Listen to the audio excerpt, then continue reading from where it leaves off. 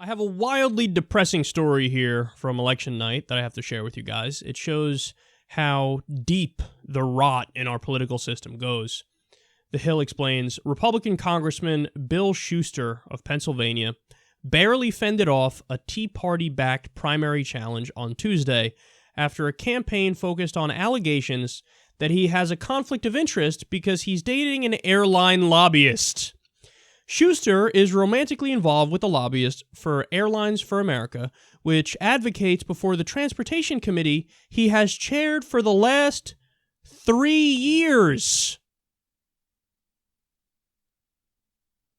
He won re-election despite this, despite the fact that he's boinking a lobbyist who has business in front of his committee.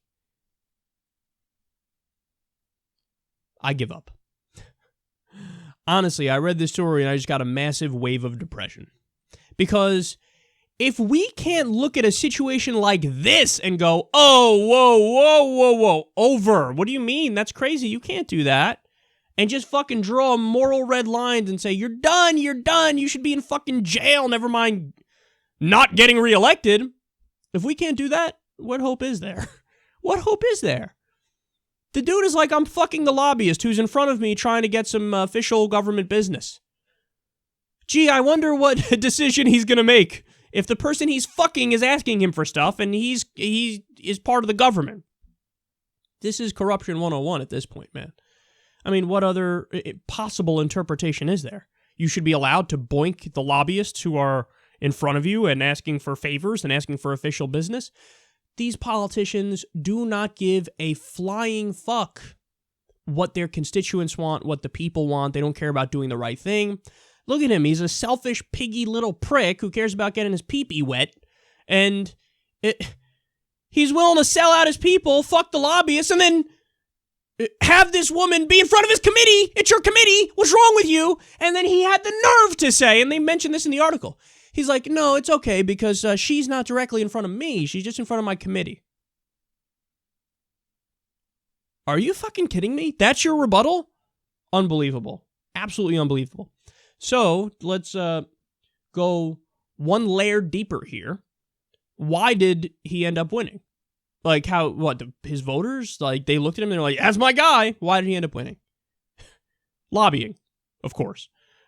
Shuster far outpaced his challenger, Halverson, in fundraising, with the most recent reports filed with the Federal Election Commission, showing Shuster had raised $2.6 million to Halverson's $64,000. American Action Network, an outside group affiliated with members of the GOP establishment, also spent $200,000 in TV and digital advertising for Shuster during the last week of the race.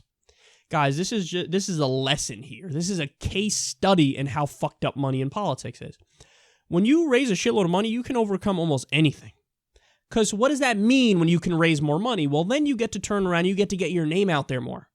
You get to do more TV ads, you get to do more internet ads, you get to do more radio ads, you just get your name out there more, you get more recognition, you can go on more news shows. And since you have the higher recognition, when people get in the voting booth, they might not even know your fucking opponent. Even though your opponent, you know, regardless of what you think of his personal politics, at least he's not corrupted yet. At least he's not fucking a lobbyist who has business in front of the committee. But they don't know that motherfucker. They know your name and they voted for you twice already. So what do? They just vote for him anyway. This is how money in politics works, and this is why over 90% of the time, the person that raises the most money ends up getting elected. We got to change this system, man. We got to change it the day before yesterday. I mean, you know what this reminds me of? Scott Desjardins. You remember him? I think he was from Louisiana, congressman from Louisiana. He ran a family values campaign, all that stuff. And he used to be a doctor. And what did he do? He had multiple mistresses, stay classy, and he had his mistresses got multiple abortions. He ran a pro-life campaign. Not only that, there was another mistress he had that came to him specifically to get drugs. So he would give her prescriptions of whatever the fuck it was. I don't know, Percocet or some shit, just so she can get high. And he also was caught smoking weed. Family values, social conservative, he smoked weed, he's dealing drugs, and he had his mistresses get abortions. And what happened when it came time for him to get reelected? He won.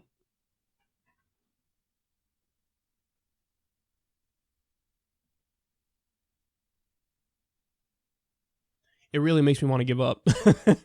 But we're not. We're not going to give up. We got to get the money out of the system so shit like this stops happening, because they're making a mockery. They're making a joke of our political system. They really are. These guys should be in jail, never mind not in Congress anymore. So you guys know how to do it. I don't want to be a cheap salesman here or anything, but believe me, it's something I believe in. We're trying to get a constitutional amendment to get money out of the system.